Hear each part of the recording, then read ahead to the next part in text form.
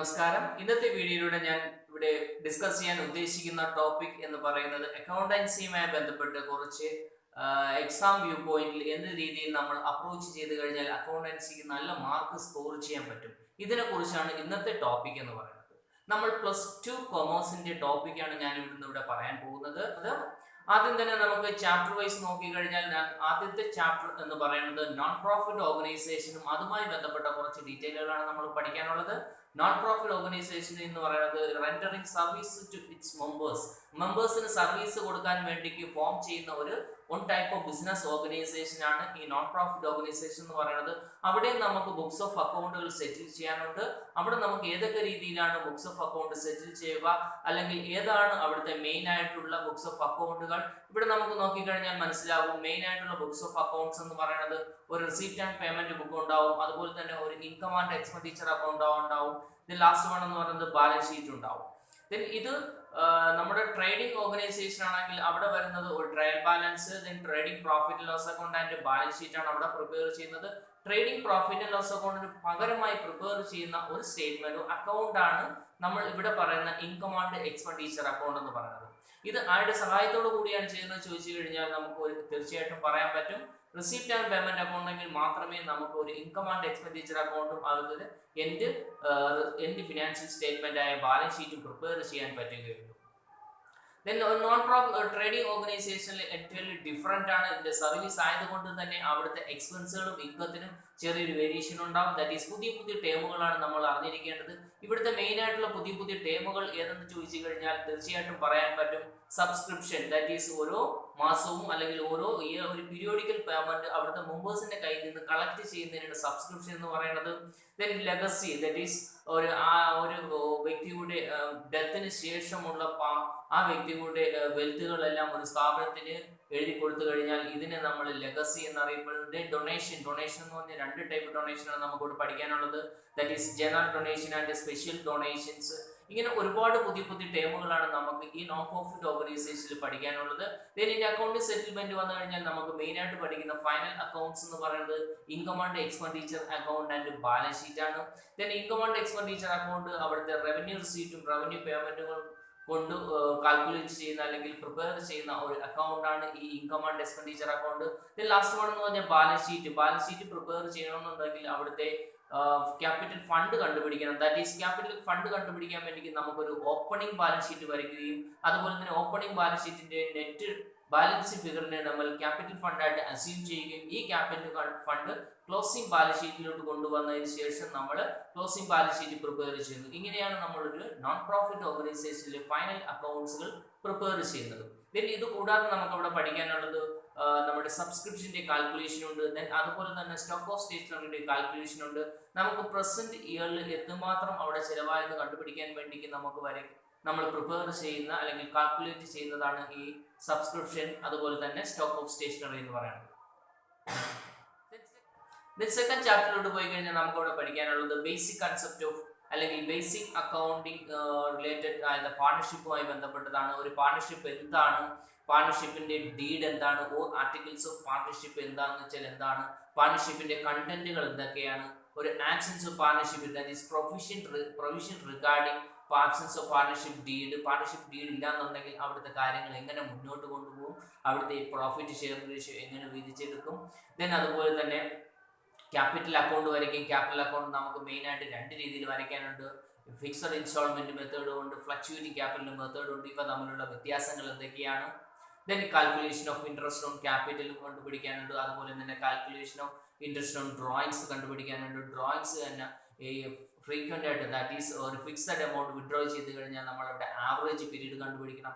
ഈ average period കണ്ടുപിടിക്കുന്നത് ബിഗിനിങ്ങിലാണെങ്കിൽ എങ്ങനെ, മിഡിൽ ആണെങ്കിൽ എങ്ങനെ, അതിൽ എൻഡ് ആണെങ്കിൽ എങ്ങനെ, ഇതൊക്കെ കണ്ടുപിടിക്കാൻ നമുക്ക് ഈ സെക്കൻഡ് ചാപ്റ്ററിലുണ്ട്. അതുപോലെ ലാസ്റ്റ് വൺ എന്ന് പറയുന്നത് ഒരു profit and loss appropriation account നമുക്ക് പഠിക്കാനുണ്ട്. Profit and loss appropriation account എന്ന് പറയുന്നത് പാർട്ട്നേഴ്സിന് വരുന്ന ചെലവുകൾ നമുക്ക് കണ്ടുപിടിക്കാൻ വേണ്ടി പ്രിപ്പയർ ചെയ്യുന്ന ഒരു സെപ്പറേറ്റ് അക്കൗണ്ട് ആണ് ഇത്. എക്സ്റ്റൻഷൻ ഓഫ്, അതായത് നമ്മുടെ പ്രോഫിറ്റ് ആൻഡ് ലോസ് അക്കൗണ്ടിന്റെ ഒരു എക്സ്റ്റൻഷൻ ആണ് ഈ profit and loss appropriation account.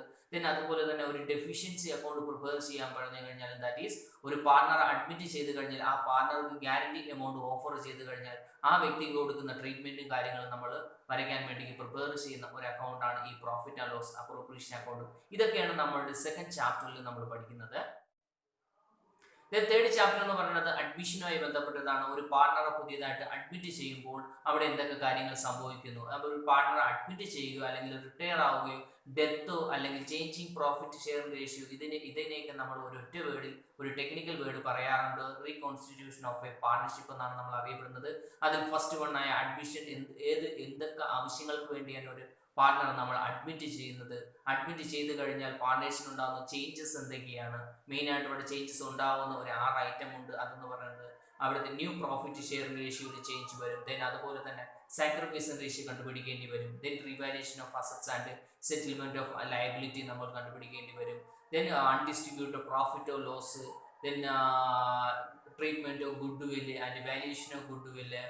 Then last one എന്ന് പറയുന്നത് capital adjustment regarding old partners at the time of admission. ഇതൊക്കെയാണ് നമ്മൾ അഡ്മിഷനുമായി ബന്ധപ്പെട്ട് പഠിക്കുന്നത്. അഡ്മിഷൻ സമയത്ത് നമുക്കൊരു പാർട്ണർ അഡ്മിറ്റ് ചെയ്ത് കഴിഞ്ഞാൽ 2 റൈറ്റ് ആണ് ആ പാർട്ട്നേഴ്സിന് കൊടുക്കുന്നത്. ഏതൊക്കെയാണ് റൈറ്റ് എന്ന് ചോദിച്ചു കഴിഞ്ഞാൽ നമുക്ക് തീർച്ചയായിട്ടും പറയാൻ പറ്റും.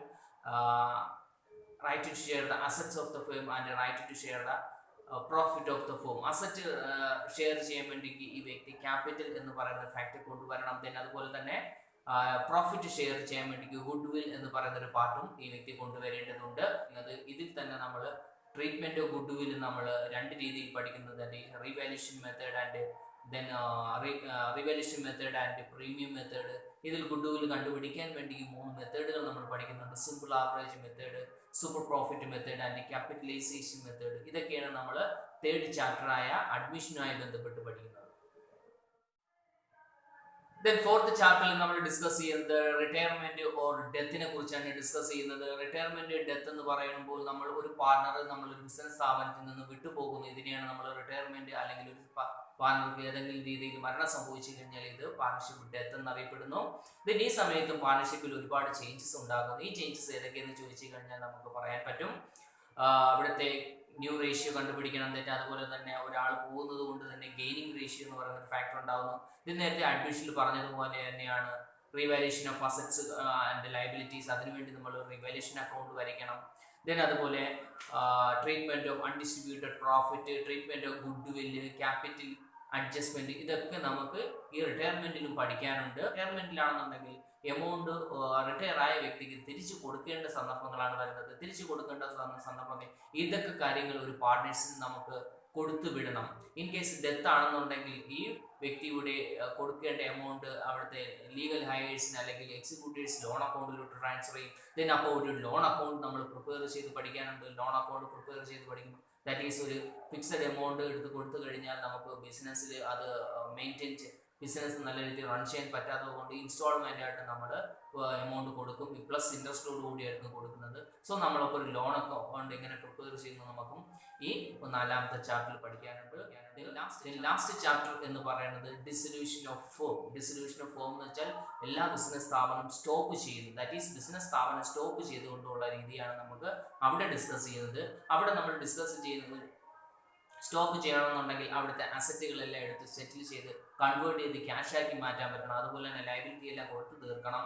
ദെൻ ഏതൊക്കെ സിറ്റുവേഷൻസ് കൊണ്ടാണ് ഒരു സ്ഥാപനം സ്റ്റോപ്പ് ചെയ്യാൻ കാരണമെന്ന് മെയിനായിട്ട് നമുക്കിവിടെ 5 കാര്യങ്ങളാണ് പഠിക്കാനുള്ളത്.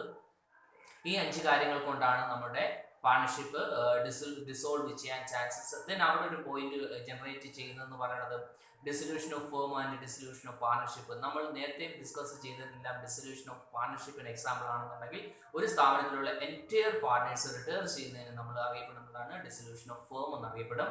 ദെൻ ഇവിടെ വരയ്ക്കുന്ന അക്കൗണ്ട് എന്ന് പറയുന്നത് റിയലൈസേഷൻ അക്കൗണ്ടാണ്. ദെൻ നമുക്ക് അടുത്തൊരു പോയിന്റ് വരുന്നത് റിയലൈസേഷൻ അക്കൗണ്ടും ആൻഡ് റീവാലുവേഷൻ അക്കൗണ്ടും തമ്മിലുള്ള ഡിഫറൻസുകൾ എന്തൊക്കെയാണ്.